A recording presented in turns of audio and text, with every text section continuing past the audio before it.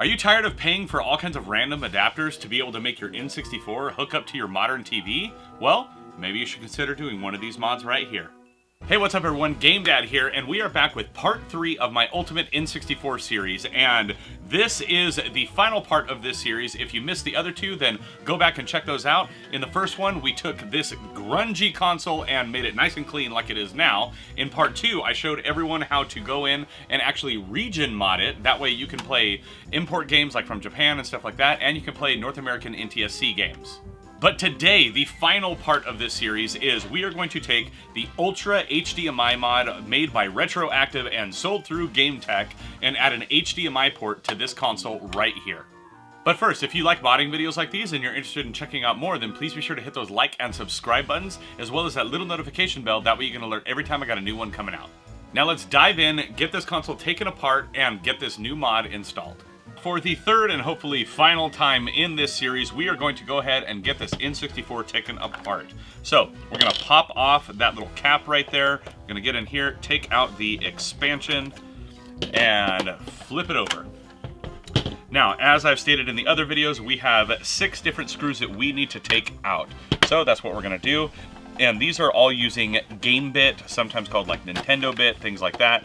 But these screwdrivers are a dime a dozen. These different bits, you can find them anywhere on Amazon, on eBay, pretty much anywhere that sells any kind of tech stuff. Odds are you're going to be able to find a game bit. Now this is a part of my iFixit toolkit. They are not a sponsor. I just absolutely love their tools because they work and come with a lifetime warranty. So that's awesome. So we're gonna go ahead and get all of these undone, and then we'll flip this over and get to the guts of the console. So, take off these little feet because they are not necessary. I still don't understand what they are even for, but there they are. Okay, got another one. And there's the last couple. Oh, we still got one in the corner right there. Let's get rid of that one. There we go. So, all the screws are out. They are all the same size, so that is all good. Now, we flip this over, and boom, console. All right, now, in order to get to the board and be able to actually install this mod right here, we have to take out a bunch of screws. Now, in the cleaning video, I showed you that, there's a couple of screws right here, there's one down there, there's 3 on the side, a couple on this side, a couple in the back. But in order to get the actual heat sink off, you would think you have to remove all these stinking screws. You don't. There's just 2 extra ones right there that need to be taken off. So we're gonna go ahead and get all of these removed. And these ones, some have different sizes, so you may wanna just, be a little extra cautious about separating these out. That way you don't get them mixed up. It's not too difficult to figure out what goes where. Like, these ones are super tiny, so it's not that big a deal, but it's nice to stay organized. So we're gonna go ahead and get that one out. Then we have the ones around the sides, and these are the ones that are actually holding the board into the console. So we got 3 on this side. Oh, that one didn't want to pop out. Got another one here. Then you have a couple that are surrounding the actual cartridge slot. So we're going to pop those off. Got one right here, and then there are 2 more on the other side. Now remember, if you are unscrewing these and they're being difficult, give it a little extra pressure, and that'll help it get in there. Now, if you happen to have a console that is with screws that are totally stripped, easy, little DIY hack, instead of having to like cut a screw or use some sort of screw tap or something like that, take a rubber band, stick it right on top of there, and then screw in there, and that will fill in the gap and give you a lot of extra tension to get those screws out. I've come across that in old consoles before where it is a super pain in the butt to get screws out. So now we're going to go ahead and undo these.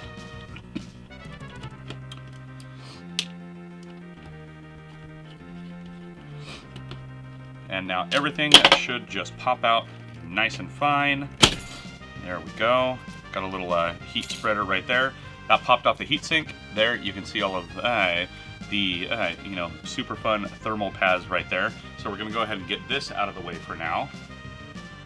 And then we can take the board itself out. Oh, I forgot some screws in the back right here. So we have a couple that are holding down the power Alright, I had to change the screw tip because these are a little deeper, but we got to take out the screws at the power and the screws at the AV. So we're going to get these ones right here. That's it for power.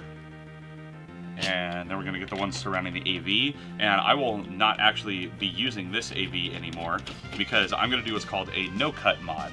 So originally when this first came out, what you would have to do is actually cut the plastic and it would be irreversible damage. No longer do you have to do that. So I printed them in red because, you know, why not? There's a couple of pieces here though, and I will leave links to all of the guides and the printer pieces, all that kind of stuff if you want to do them, but I printed a new AV multi-out area, and this is the no-cut mod to help raise everything up. So we will be using those later on in this mod. So we're going to go ahead and pop this whole thing out. There's the one that we're not going to use anymore.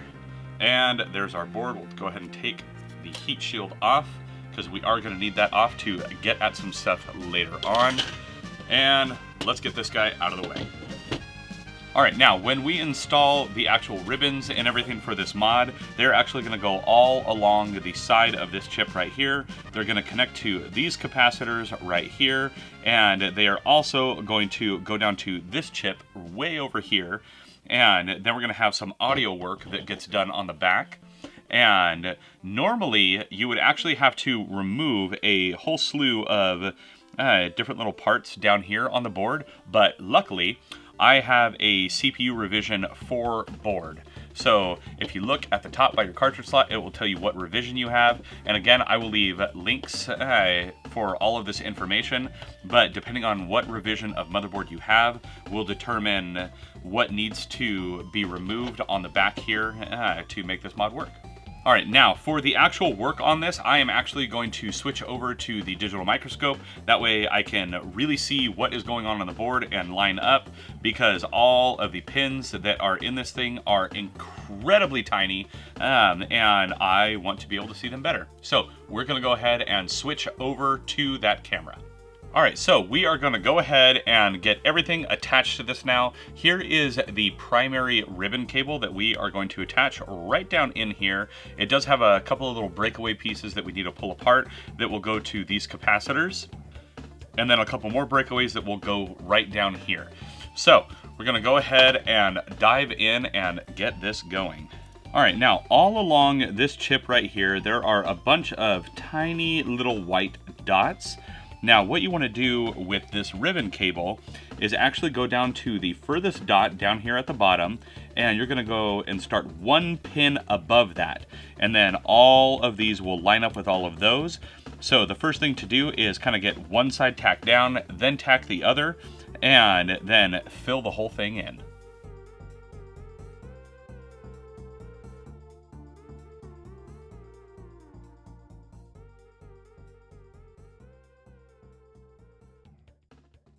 Alright, so as you can see right here along the chip, everything is soldered on. We have everything going to the capacitors. Then we had to add a couple of folds in and get down here to do part of the other connections. And then whenever we flip it over, we also have the audio DAC cable installed right there. I didn't grab footage of some of the stuff because it was hard to get it filmed at the right angle and get it actually attached. So there is all of those. Now what we need to do is put this back into its shell and get everything connected. Alright, so here we have the bottom shell. We're going to go ahead and install that no-cut kit right here. And this just kind of sandwiches down into place.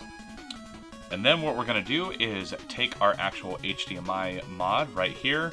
We are going to install the little audio DAC into it, and it just kind of pops right into place. So we're going to push that down there. Now we do have a couple of pieces of foam that need to be installed. So we are going to install those right now. We're going to put one of them right there, give it a little extra support. And then this other piece of foam, this longer one that they give you, actually goes over the audio DAC cables on the back of the board. So we're going to go ahead and put that right over here. And if they give you a little bit extra, this piece seems to actually be kind of big, then it can always just cut that a little bit. But we have those installed. Before we put this in, we've made sure that the cables are routed properly. We're going to go ahead and put our mod in. It goes right down in here. So we just kind of sandwich that down into place. Then we're going to take this right here, and it goes right over the top of it. And now that is sandwiched nicely. And then what we need to do is actually route and plug in the two cables, one for the audio DAC and one for the main cable. And after a little bit of finagling, you can see right there, we have that in there. We got our little micro HDMI, and now it is time to start putting this thing back together. Now, with this heat shield, there is actually one little pinch point right here. So I'm gonna go ahead and just kind of pry this metal up. That way it is no longer going to pinch the cable, because obviously we don't want it to break or get cut. So I'm just kind of flattening out this little fin on the metal where the cable is going to come through. And now what we do is sandwich this down in place where it goes. And right here is where that pinch point was. So if you're looking at it right there, that's right where the cable is coming out, and obviously we don't want it to do that. So we're just getting that kind of out of the way and slapping this thing down where it goes. All right, and here we go for a reassembly. So we're gonna go ahead and put these two kind of chunkier screws back in here. And then we're gonna get the ones that hold down the power and AV areas. These two will just help hold the heat shield in place, so choosing to do those first. And then now we're going to go ahead and get all of these in. And all of these screws just go back into the same spot they were.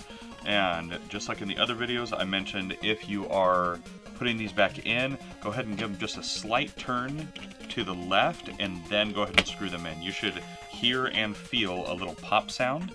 And that pop sound lets you know that it is now in line with the plastic and the original threads. That way it should go back in a lot nicer, and you won't cross thread the plastic and end up damaging it. Now keep in mind, if you do a 3D print like this, it may have a little bit of extra plastic in your way, so it could be a little bit tighter when you go to put it back. That's totally normal. And there we go, that's back in place. We're gonna do a bit change. And now we're going to go ahead and put all of the other screws back. So we'll do these two on the side right here for the slots. And we have the two that go on the side over here. And remember, on each side you have one that goes into each little hole in that heat spreader. We'll get this one that goes through the hole in the heat spreader now. And we'll get the three that go on the other side. You have two on the outside of the heat spreader and one that goes through that hole in the heat spreader. Always remember, do that little counter twist, then go in. It also makes the screws go in just a lot easier whenever you're doing this. If you have to fight it, then odds are you're cross-threading it. Go ahead and twist that back. And now up in the front, we have the two that go into this little expansion memory area right here. These ones, they're very easy to know which ones they are because they're the only ones that are these like super long skinny screws. So let's go ahead and put this other one in now. Alright, now mine only had one screw here, so we're just going to go ahead and put that back where it was. Right there. Screw that down, and there. Now we can go ahead and put the lid back on. There's our region mod from part 2. I'm going to go ahead and just sandwich this down, make sure your power switch is in the right spot so it fits. And this all just clips right down over the top. A little bit of a snug fit in the back because of that 3D printed part, but that's okay. So now we're going to go ahead, drop all of these screws back in where they go. Remember, there are 3 in the front, 3 in the back, and 2 of the ones in the front go through these little feet things that they put on the console. So I'm going to get all of these screwed in really quick using my gain bit. That's that one right there. And we're just going to get these in.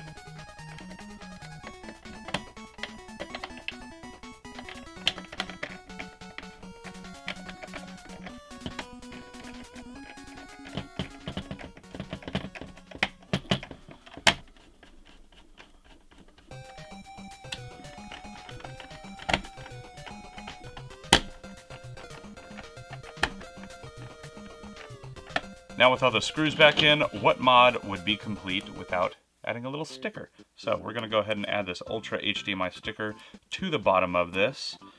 There's a nice empty space to put it right here.